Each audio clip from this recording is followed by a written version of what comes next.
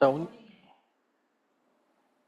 오늘은 그 챕터 2, Principle of State-State Converter Analysis에 대한 내용으로 한번 진행해 보도록 하겠습니다. 오늘 할 내용은 뭐를 배우는 거냐면 컨버터의 정상 상태를 어떻게 정의할 것인가에 대한 이야기를 할 거예요. 컨버터의 정상 상태를 이건 스테디 스테이트죠. 스테이트를 어떻게 정의할 것인가에 대한 이야기를 오늘 할 겁니다. 세 가지 토폴로지를 할 텐데, 하나는 버컨버터, 그 다음에 부스트 컨버터, 그 다음에 슈 컨버터에 대한 모드 분석을 하고, 이걸 하면서 정상 상태 분석을 어떻게 하는지에 대한 이야기를 해보겠습니다. 여기서 가장 중요한 건 인덕터의 볼테이지 세컨드 밸런스란과 캐패시터의 차지 밸런스라는 겁니다. 요 볼테이지 세컨드 밸런스라는 개념과 차지 밸런스라는 개념을 통해서 컨버터의 정상 상태를 정의합니다. 그리고 스몰 리프 어프로시메이션이라고 하는데, 이건 리플을 무시하고 푼다라는 뜻이에요. 왜냐하면 스위칭에서 발생하는 리플이 존재하는데 그 리플의 영향까지 고려해서 회로를 풀면 너무 복잡해집니다. 그래서 풀기가 어려워. 그렇다고 해서 그 스위칭 리플에 의해서 만들어지는 전류 리플과 전압 리플을 고려한다고 해서 엄청나게 다른 결과를 얻느냐? 정확히는 그렇지도 않습니다. 그래서 우리가 관심 있는 그 전압 게인이나 전력 파워 이퀘이션에서 리플이 기여하는 바가 크지 않기 때문에 이거를 간략화해서 회로를 풀고 푸는 거죠. 그렇게 해도 정상 상태에서의 그런 결과는 큰 지장이 없다라고 생각하면 됩니다.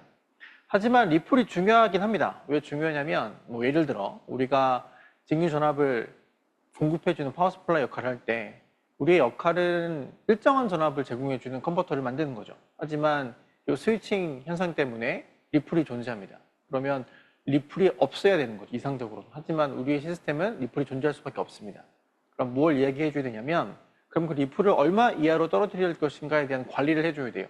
그러면 우리가 스위칭할 때 리플이 얼마큼 생기는지, 작지만 얼마큼 생기는지 알아야 되기 때문에 그 리플을 분석하는 것은 필요합니다. 그래서 버컨버터랑 부스트 컨버터랑 축 컨버터를 간단하게 함께 볼 거고요. 그 다음에 로우 패스비터를 이용해서 여기서 리플을 어떻게 하면 저림을 줄이고 또 그 리플 값이 얼마인지를 어떻게 계산하는지에 대한 이야기를 해보겠습니다. 다룰 거는 먼저 버컨버터인데요. 이 버컨버터는 1장에서도 다뤘죠. 버컨버터의 역할은 여기에 VG라는 입력 전압이 있는 거고요. 아웃풋에다가 로드에다가 우리가 이 로드에다가 어떤 전압을 공급해 주는 겁니다. 그래서 이상적으로는 그 SPDT 이런 어떤 형태의 스위치를 만들어 놓고 그 스위치를 통해서 평균적으로 이 부하에 공급하는 전압이 내가 설계한 DC 값이 되도록 만들어주는 그런 개념이었죠. 그런데 그래서 요 스위치를 1번에 붙일 수도 있고 2번에 붙일 수도 있는 거죠. 1번에 붙이면 여기에 공급되는, 여기에 걸리는 요 VS라는 전압이 요 VG랑 같아지게 됩니다. 그리고 요 스위치를 2번에 붙이면 이 전압이 0으로 가는 거죠. 즉, 요 부하로 가는 요 전압이 0으로 가는 거예요. 그래서 평균적으로 한 주기 동안에 평균적으로 전압이 얘랑 이 넓이가 같으니까 우리가 원하는 값으로 전압을 만들어 줄 수 있다라고 생각합니다. 그래서 이 스위치가 이 소스와 연결되는 시간의 비율을 전체 스위칭의 한 주기 동안에 스위치가 입력 전원과 연결되는 시간의 비율을 D라고 정의하면 T-ON과 T-S라고 정의하면 그럼 T-ON의 시간은 얼마냐면 D 곱하기 T-S가 되고요. 이 시간이 D 곱하기 T-S가 되고, 그 다음에 꺼지는 시간이죠. 꺼지는 시간을 컴포니먼트 D를 정의해서 D'은 1 빼기 D라고 정의해서 여긴 D' TS가 됩니다. 그러면 이곳의 면적은 뭘까요? 요 평균 면적은 얼마가 될까요? 평균 면적은 쉽죠? 요 면적이 얼마예요? 요 면적이 여기가 DTS고 여기 얼마니까? VG니까 TS 곱하기 VG. 죠. 그 다음에 요 면적은 얼마예요? 그냥 0이잖아요. 0이죠. 네. 이렇게 됩니다. 요게 요 면적이고, 요거를 평균값을 구하려면 뭘로 나눠주면 돼? 네, TS로 나눠주면 됩니다. 그럼 평균값이 DVG죠.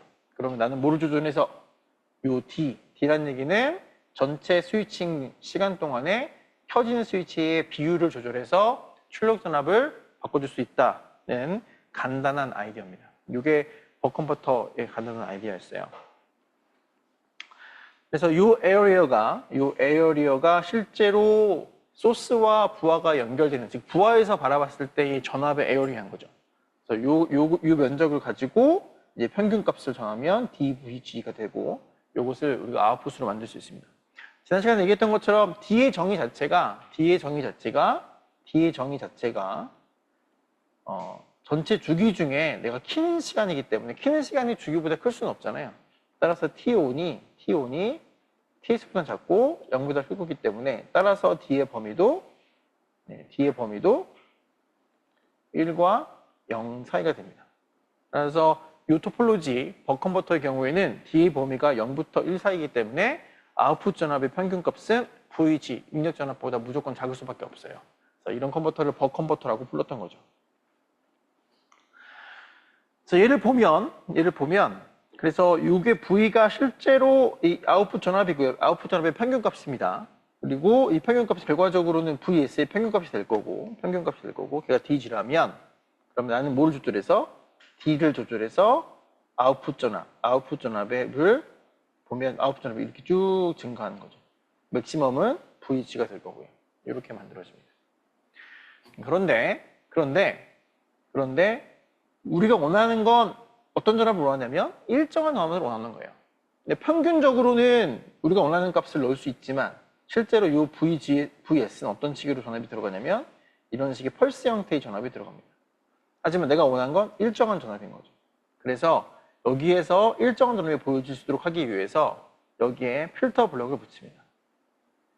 가장 간단한 필터는 LC 필터예요. LC 필터. 네, LC 필터는 어떻게 만들어지는지 알죠? 네, LC 필터 잠깐 보면, 네, 뭐 별로 예전에 회로 이론 때 배웠던 거니까요. 잠깐 보면, LC 필터는 LC 필터는 L이고 C가 있는 이런 필터죠. 네, 여기가 입력일 거고요. 여기 입력이고 여기가 출력이면 회로 이론 푸는 거죠. 네, 이거 라플라스 풀면 얘는 SL이고요. 얘는 SC분의 1입니다. 따라서 임피던스를 보면 Vout은 SL 플러스 SC분의 1의 VS죠. 그래서 전달함수 VS, 입력분의 출력을 보면 SL 플러스 SC분의 1의 SC분의 1입니다. 이 정도 간단하게 풀면 S제곱 LC 플러스 1분의 1이죠. 네, 이를 다시 풀면 S제곱 플러스 LC분의 1의 LC분의 1이 됩니다. 이것을 보드선도로 그려주면 어떻게 되냐면 이 주파수가 루트 LC분의 1이고요. 얘가 오메가 단위가 라디안 퍼 세컨드라고 하면 이곳의 크기 VS분의 Vout의 크기를 그리면 이제 이렇게 되죠. 0으로 갔다가 이렇게 올라갔다가 이렇게 떨어지는 게 됩니다. 여기는 2차이기 때문에 마이너스 40 dB per decade가 되는 거고요. 네, 이렇게 됩니다. 그러면 요 주파수, 내가 설계한 요 L과 C로 만들어 놓은 주파수 이하에서는 요것의 평균값과 요것의 값과 요것의 값이 같은 거죠. 그리고 요것보다 높은 주파수에서는 요 출력값이 확연하게 떨어지게 됩니다. 근데 VS가 우리가 어떤 꼴이었냐면 이런 꼴이었죠. 네. 이런 꼴이었습니다. 물론 얘가 이제 듀티에 따라 DTS고 얘가 TS고 반복되는 거긴 하지만 이때 TS의 억수인 스위칭 주파수를 FS를 TS분이라고 하면 요거를 프레이 트랜스폼 해보잖아요. 얘를 주파수로 분석을 해보면 뭐가 존재하냐면 요것의 평균값이 얼마냐? 네, 얼마예요? DVG가 있고요. 그 다음에 어느 성분이 존재하냐면 요 스위칭 성분에 존재하게 됩니다. 이게 FS 성분이 존재하고, 그 다음에 2배의 FS 성분, 이게 쭉 보여주게 됩니다. 네. 근데 도미넌트한 게 이게 나오면 얘 역시 적지 않습니다. 이 성분이 적지 않아요. 이렇게 나오게 되는데, 그러면 내가 원하는 아웃풋에 보이는 전압은 어떤 전압만 보였으면 좋겠는 거예요? 이 성분만 보였으면 좋겠는 거죠. 그럼 어떻게 하면 돼? 얘네를 깎아버리면 됩니다. 그러면 요 스위칭 프리퀀시, 요 가장 많이 나오는 게 얘니까 얘를 한 이쯤 갖다 주는 거야. 이게 FS가 되도록. 이게 FS가 되도록 요거를 설계하는 겁니다. 요 값을. 그러면 요 성분은 요게 예를 들어 얘보다 얘를 10분의 FS의 2파이라고 얘를 정했다고 해보죠. 그러면 몇 dB 꺾일까요? 40dB니까 100분의 1입니다. 100분의 1이면 1%만 남는 거죠. 이곳에 실제로 여기서 보이는 건 얼마 남냐면 이곳에 100분의 1만 여기 남습니다. 이게 1%만 여기 남는 거죠. 이렇게. 여기는 더 작겠죠? 여기는 더 작을 거고, 얘는 어떻게 돼요? DC 성분이니까 얘는 그대로 있는 거죠. 네, 그래서 요 입력단의 VS는 검정색처럼 고주파 성분이 존재하겠지만, 요 출력단 Vout에서는 이 필터가 감쇄시키기 때문에 요 성분은 되게 조금 남고, 요 DC 성분만 그대로 가져가게 되는 거죠. 이렇게 필터링 회로가 필요합니다. 그래서 스위칭에는 반드시 필터링 회로가 필요해요. 스위칭을 이용해서 출력단을 만드는 회로에는 이런 필터링 회로가 반드시 필요합니다. 근데 이거를 이렇게 필터 관점에서 해석할 수도 있어요. 이거를 필터라고 보고 해석할 수도 있고, 요거를 다른 관점으로는 에너지 버퍼로 해석할 수도 있습니다. 이거를 회로 관점에서, 신호 관점에서의 필터가 아니라 에너지의 버퍼의 역할로도 해석할 수 있어요. 그거는 다른 기회가 있으면 또 그런 식으로 한번 이거를 이해해보는 시간을 또 갖도록 하겠습니다. 일단은 지금 필터로 오늘은 볼게요. 그래서 여기 LC 필터가 붙는 겁니다. 여기 LC 필터가 붙는 거고요. RC 필터도 되지 않습니까? 맞아요. RC 필터도 돼요. 그럼 어떻게 하면 돼? L 대신 뭐 집어넣으면 돼? R을 집어넣으면 RC 필터죠. 마찬가지로 얘도 로우패스 필터입니다. 일종의 로우패스 필터죠. 하지만 RC 필터를 쓰지 않는 이유는 뭐예요? 여기 R을 쓰면 뭐가 생기니까? 손실이 존재하니까 생깁니다.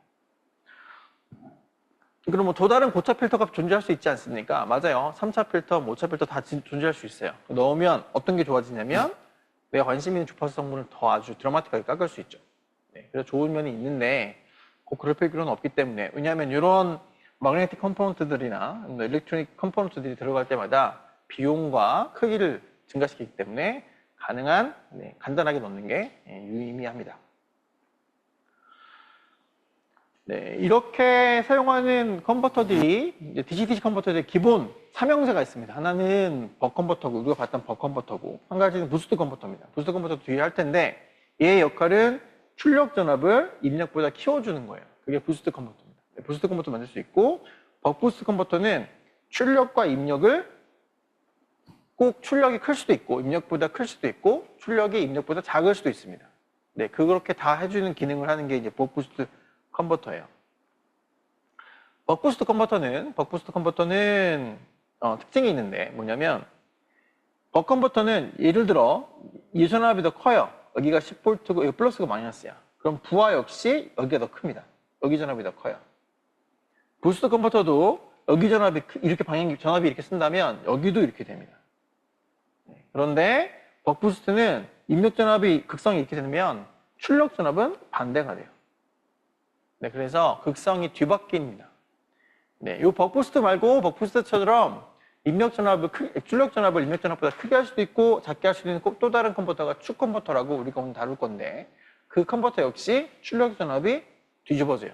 전압의 극성이.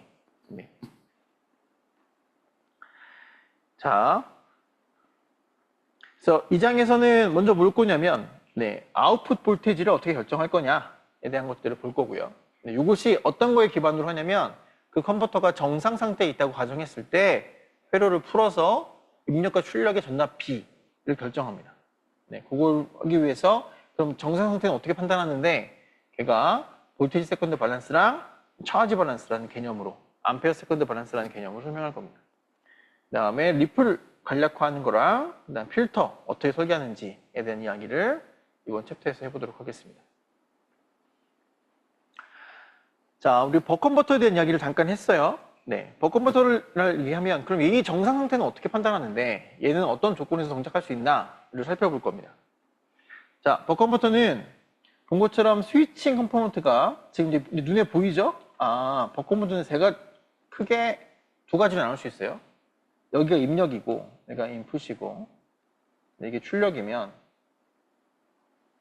여기면 파트 1과 파트 2로 나눠집니다. 네. 파트 1은 스위칭부예요. 스위칭의 결과적인 스위칭이 뭐라냐면, 여기 스위치 이 출력단 VS의 전압을 내가 원하는 전압으로 바꿔주는 겁니다. 그것의 평균값이 한 스위칭 동안의 평균값이 내가 원하는 값으로 바꿔주는 역할을 해주는 게 이 스위칭부예요.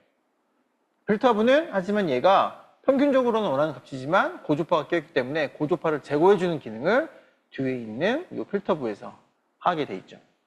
그러면 얘가 아까 보여준 것처럼 필터링을 하지만 그 성분이 완전히 없어지는 건 아니에요. 그래서 이 V와 최종 아웃풋을 보면 우리가 바라기는 일정한 거를 바라지만 거기 약간의 스위칭 주파수 성분에 이런 고주파가 있습니다. 완전 사인도 아니에요. 왜냐면 아까 본 것처럼 사인도 아닌 게 그 성분과 스위칭 주파수와 걔 몇 배? 2배, 3배, 4배 성분이 섞여 있기 때문에 약 사인도 아니고 약간 이런 게 있습니다. 이 성분을 리플 성분이라고 하고 우리가 최종적으로 바라고 보고 싶은 이 성분을 DC 컴포넌트라고 하죠. 그래서 아웃풋 전압 VT는 DC 컴포넌트 더하기 리플 성분이 있습니다. 이 버컨버터의 가장 큰 리플 성분은 스위칭 주파수 성분이에요. 자, 근데 이 리플을 가지고 리플까지 고려해서 이 회로를 풀어버리면 너무 복잡합니다. 왜냐하면 이 리플을 시간에 대해서 정리할 수가 없거든요. 너무 복잡해져요. 이걸 풀려면 되게 복잡합니다. 네, 왜냐하면 그런 미분 방정식을 풀어야 돼. 그래서 리플 방정식을 따로 쓰지 않고 우리가 궁극적으로 원하는 건 이 리플 값이 있어야 돼, 없어야 돼? 되게 작아야 돼요. 그래서 이상적으로 이 값이 되게 작다라고 가정해 버립니다. 네, 그러면 아웃풋 값은 그냥 DC야 라고 그냥 가정을 하는 거죠. 이렇게 놓고 풀어야 다음 식이 풀리기 시작해요. 그럼 우리가 일단 어떻게든 리플이 되게 필터 설계를 되게 잘해서 리플이 되게 작다라고 가정하면 이 VT는 아웃풋 DC 전압, DC 컴포넌트 V라고 하죠. 그럼 스위치 상태가 두 가지가 나옵니다. 한 가지는 이 스위치가 1번에 붙었을 때랑 한 가지는 2번에 붙었을 때예요. 그래서 스위치가 디스크릿하게 회로를 바꾸기 때문에 이런 분석 접근을 모드 분석이라고 합니다. 스위치가 1번에 붙었을 때의 모드와 스위치가 2번에 붙었을 때의 모드를 따로따로 그림을 그릴 수 있어요. 스위치가 1번에 붙었을 경우에는 회로가 어떻게 그려지냐면 전원이 있고 인덕터가 연결이 되고 캐패시터가 있고 R이 있는 겁니다. 그럼 이거는 우리가 학부 때 회로 이론 시간에 배웠던 단순한 L과 C와 R이 있는 회로 이론이에요. 이거는 시간 영역에서 풀면 되죠. 풀면 되는데 훨씬 쉬워요. 왜? 이 전압이 DC이기 때문에. 또 우리 뭐 가정했어요? 이 전압도 DC 컴포넌트만 가정하자라고 얘기했죠. 네. 실제로는 이거 풀 때는 이거 미방을 풀어야 되잖아요. 왜? 이 DC 컴포넌트라고 이 VG가 일정한 DC라 그래도 요 L과 C가 있으면 이게 이제 미방으로 풀리거든요. 네. 근데 그 풀면 복잡하니까 야, 아웃풋 전압은 그냥 V야 라고 찍어버리자고요. 리플이 있겠지만 되게 작을 거야. 실제로 얘는 가능한 얘기예요. 얘는 리즈너블한 얘기입니다. 그 다음에 스위치가 2번 쪽으로 연결되었을 때 회로는 이제 여기 끊긴 거죠. 따라서 전원은 그냥 오픈되어 있는 거고요. 길이 연결되어 있으니까 회로가 어떻게 만들어지냐면 이렇게 붙어서 이런 회로가 이제 보여지게 됩니다. 이건 역시 여기 전압은 일정한 DC 컴포넌트야 라고 가정하고 풉니다. 안 그러면 얘도 뭘 풀어야 돼요? LC의 2차 미분 방정식을 풀어야 되거든요. 그러면 되게 복잡해지니까. 네. 결론적으로 얘기해 볼까요? 얘를 만약 안 풀어도 되는 이유가 뭘까? 요거를 안 풀어도 되는 이유, 요 미방을 안 풀어도 되는 이유. 약간 졸려하는 것 같으니까 제가 질문해 볼까요? 네, 요걸 미방을 안 풀어도 된다. 라는 말이 무슨 말일까?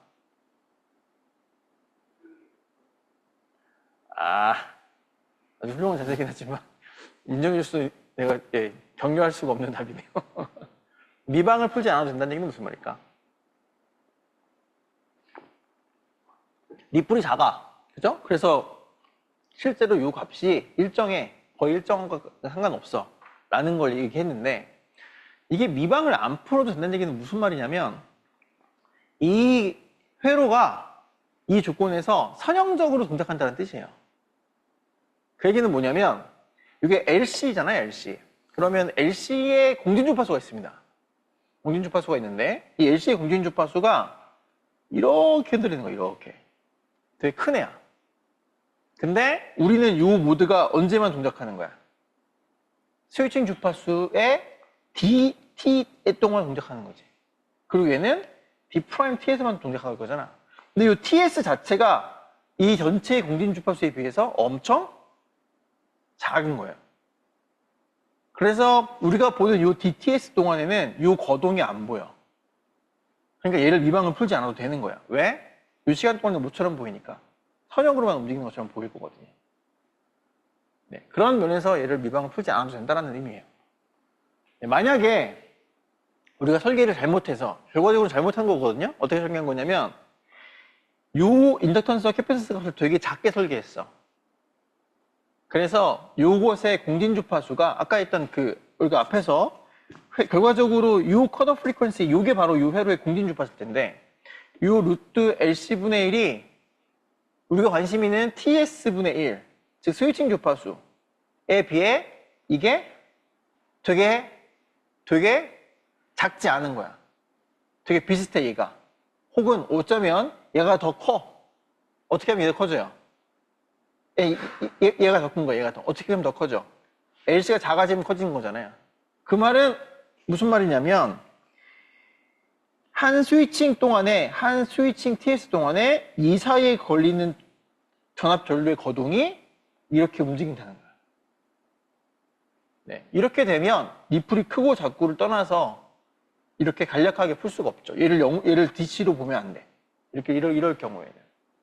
왜냐하면 네, 스위칭 주기 안에 이곳의 거동이 도미넌트하기 때문에 그렇습니다. 네, 그러니까 이건 어떤 경우예요, 그러면? 여기서 내가 FS가 여기인데 필터를 어떻게 설계한 거야? 필터를 루트 LC분의 1을 FS보다 엄청 크게 만드는 거야. 그럼 어떻게 될까요? 얘가 이렇게 설계한 거지. 이렇게 설계한 거잖아. 그럼 스위칭 선분도 뭐가 들어가? 개인이 얼마야? 1인 거잖아. 그러면 출력 전압에 뭐가 다 보인다는 거야. 그냥 얘가 이렇게 나가면 얘도 그냥 이렇다는 뜻이에요. 이게 다 보이는 거니까, 이게 다. 네, 이럴 경우에는 이제 우리가 출력 전압값이 일정하다라고 이야기할 수 없는 거죠. 네, 이런 물리적인 컨셉을 좀 해야 합니다.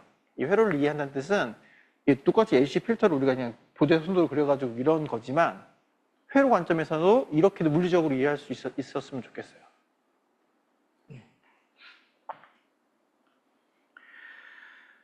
자, 우리가 왜 얘를 일정하게 봐도 되는지에 대한 이야기를 했습니다. 그리고 그것에 되려면 아까 필터로 봤을 때는 이 필터의 LC 공진주파수가 누구보다 FS보다 되게 작아야 된다는 얘기였고, 다른 말로 하면 이곳의 공진주파수의 주기가 그 스위칭 주파수에 비해서 주기가 엄청 길다. 그래서 한 거동안에서 변화가 거의 없다고 가정하기 때문에 우리가 얘를 일정하게 값으로 놓고 봐도 된다 라고 이해하면 됩니다. 자, 그러면 첫 번째 모드를 한번 보죠. 첫 번째 모드는 스위치가 이렇게 연결돼서 전원과 나머지 있는 뒷단에 있는 회로가 연결되어 있는 경우예요. 그럼 이제 간단한 회로 이론입니다. 우리가 실제로는 얘가 일정하지 않지만 얘가 일정하다고 가정하자는 거죠. 앞에 우리가 설명했던 그런 이유로 이것이 일정하다고 가정할 수 있습니다. 그러면 여기에 걸리는 전압은 그러니까 뭘로 보냐면 인덕터로부터 시작해요. 인덕터로. 전력 회로에서의 분석의 시작은 인덕터 전압입니다. 네, 우리가 다룰 전력 회로에서의 이거 어떻게 분석을 시작할 건데 라고 하면 어디서부터 시작하냐면 인덕터에 걸리는 전압이 얼마인데 에서부터 시작하는 거예요. 네, 그러면 여기 걸린 전압이 V시고 이거 입력되어 있는 거고 그 다음에 Vout이 얼마인지는 모르겠어요. 이게 얼마인지는 모르겠지만 V 일정하다고 하죠. 그러면 VL은 얼마에 걸리냐면 회로 이론이니까 VL은 VG 빼기 VT입니다. 일정하다고 했으니 이렇게 놓는 거예요. 근데 우리 회로 이론에서 인덕터에 걸리는 전압과 전류의 특성은 다음과 같다는 것을 알고 있죠. 네, 그럼 어떻게 하면 좋을까요? 어떻게 하면 좋아요? 이거 dt분의 dilt는 L분의 VLT인데 VLT가 어느 주권에 걸려서 네, ts 동안에는 이게 뭐니까 VG 빼기 VL이 되는 거죠. 네. 그러면 VG 입력 전압도 일정하고 아웃풋 전압도 일정하다고 가정했으니까 이것은 뭐예요? 인덕터에 흐르는 전류의 기울기가 일정하다는 겁니다. 직관적으로 알 수 있는 건 인덕턴스의 값이 크면 클수록 기울기는 늦어질 거고요. 인덕턴스가 작으면 빨리 증가하겠죠. 네, 일정한 전류의 기울기 같습니다. 그 다음 두 번째, 스위치가 이쪽으로 갔을 때 아래쪽에 붙는 조건이 있을 거잖아요. 얘는 언제냐면 DTS부터 T가 TS까지 요 범위입니다. 요때는 이렇게 있을 텐데 마찬가지로 이때 요 인덕터에 걸리는 전압 VLT에 걸리는 전압 보면 여기는 0이니까 얼마 걸리겠어요? 요게 V면 마이너스 V가 되죠. 같은 이유로 인덕터의 전류의 dt분의 dil은 마이너스 L분의 V입니다. 재밌는 건 온되었을 때는 우리가 알죠? L분의 VG 마이너스 V인데 우리가 뭐 결과적으로는 알잖아요? V가 뭐니까? V가 뭐보다 작아요? VG보다는 작죠. 왜냐면 버컨버터가 있으니까. 나중에 알게 될 텐데 아무튼. 그럼 얘는 뭐냐면 양수입니다. 따라서 온타임일 동안에는 여기 있는 전류의 기울기가 양수고 스위치가 2번에 가 있을 때는 이 V값은 양수일 거니까 기울기가 음수예요. 즉 포지션 1에 가 있을 때는 인덕터의 전류가 증가하고 포지션 2에 가 있을 때는 인덕터 전류가 감소할 거라는 걸 직관적으로 알 수 있습니다. 그래서 그 시간을 그려보면 우리가 스위치가 여기가 1시간 동안 이게 TS예요. 이때 이 시간에는 온되는 거고 T-ON 이거 포지션 1이죠. 포지션 1이고 이때는 1-T-ON 시간입니다. 이때는 포지션 2죠. 네, 이때 전압이 인덕터에 걸린 전압이 얼마였냐면 VG 빼기 V였습니다. 그리고 이 포지션 2에서는 인덕터에 걸린 전압이 마이너스 V였어요. 그래서 인덕터 전압의 그림을 그리면 이렇게 그려집니다. 그러면 이 값이 양수니까 이때 인덕터 전류는 증가할 거고요. 이때는 음수니까 인덕터 전류가 감소할 겁니다. 이때 정상 상태의 의미는 뭐냐면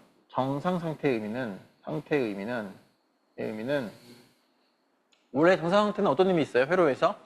전기 회로에서 일정한 겁니다. 변하지 않는 게 정상 상태야.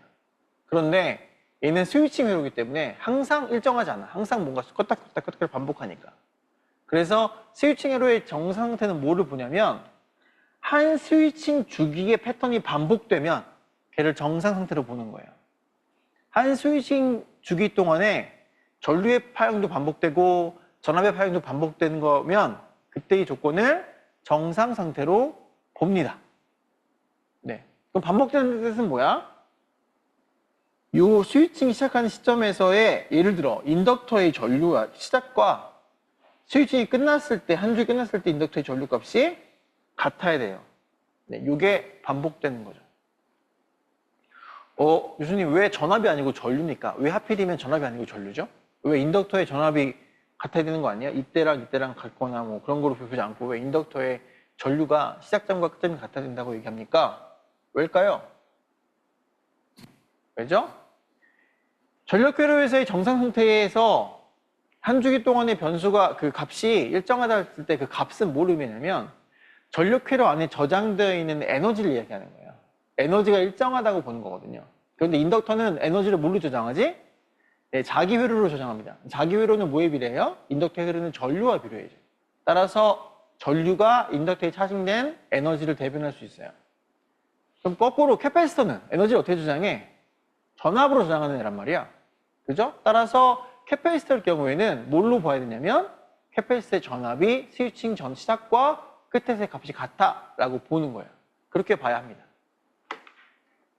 그럼 인덕터를 보고 있으니까 인덕터의 스위칭 시작점의 전류를 I0라고 하고요.